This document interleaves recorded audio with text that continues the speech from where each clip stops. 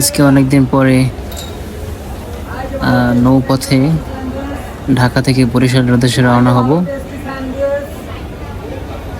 ছোটবেলায় বরিশাল থেকে লঞ্চেই বেশি ঢাকা আসা হতো, মানে 2014-15 সাল থেকে ওই দিকটার সময় লঞ্চেই বেশি ঢাকা আসতাম। সেই সময়কার লঞ্চগুলোর পরিবেশের থেকে এখন অনেক উন্নত হয়েছে।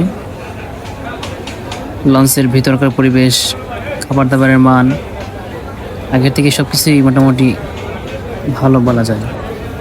আসলে লঞ্চের সফরের মধ্যে অন্যরকম একটা আনন্দ রয়েছে, এটা আসলে বরিশালবাসী ছাড়া সবাই বুঝবে না।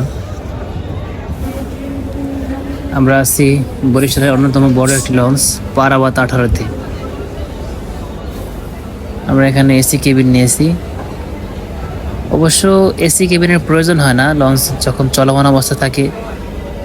নদীতে অনেক বাতাস আছে, প্রচণ্ড বাতাস।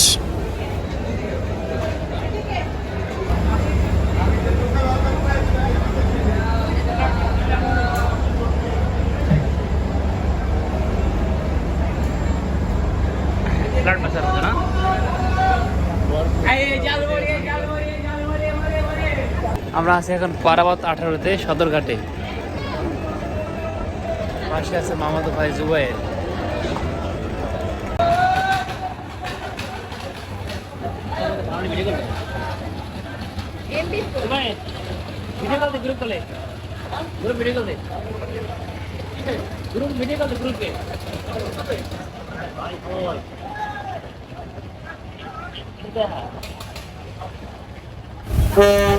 সদরঘাট থেকে এমভি মানামি লঞ্চটি বরিশালের উদ্দেশ্যে এইমাত্র ছেড়ে গেল।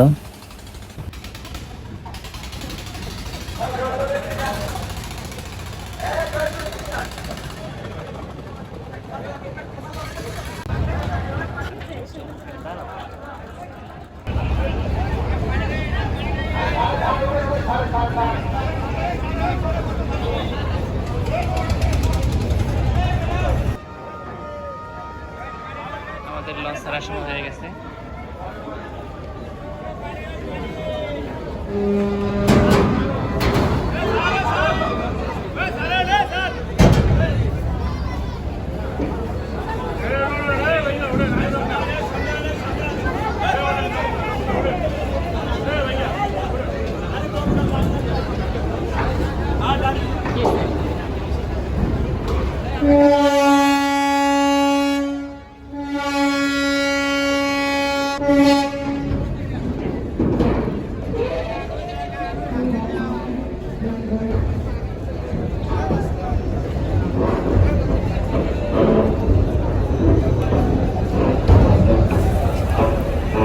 আমাদের পারাবত 18 লঞ্চটি বরিশালের উদ্দেশ্যে রওনা হয়েছে। ঘাট থেকে চলে যাচ্ছে নদীর মাঝখানে।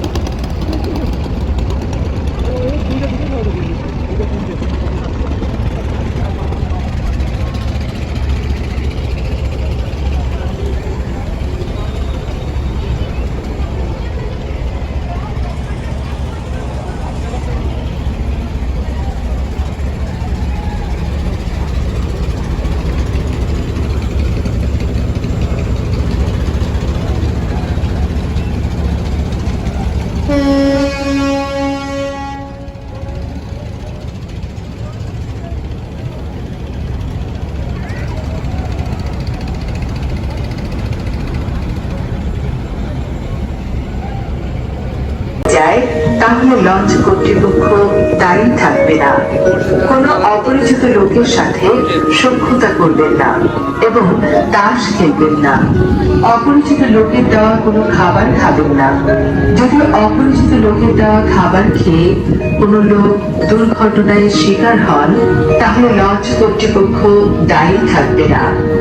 লঞ্চ চলাচল অবস্থায় লঞ্চের ভিতর এবং কেবিনের সাইডে কাঁচ ছাড়া চলাফেরা করবেন না। সম্মানিত কেবিন যাত্রী মহোদয়ের প্রতি দৃষ্টি আকর্ষণ করে বলছি, ঘুমানোর পূর্বে কেবিনের দরজা জানালা বন্ধ করে ঘুমাবেন।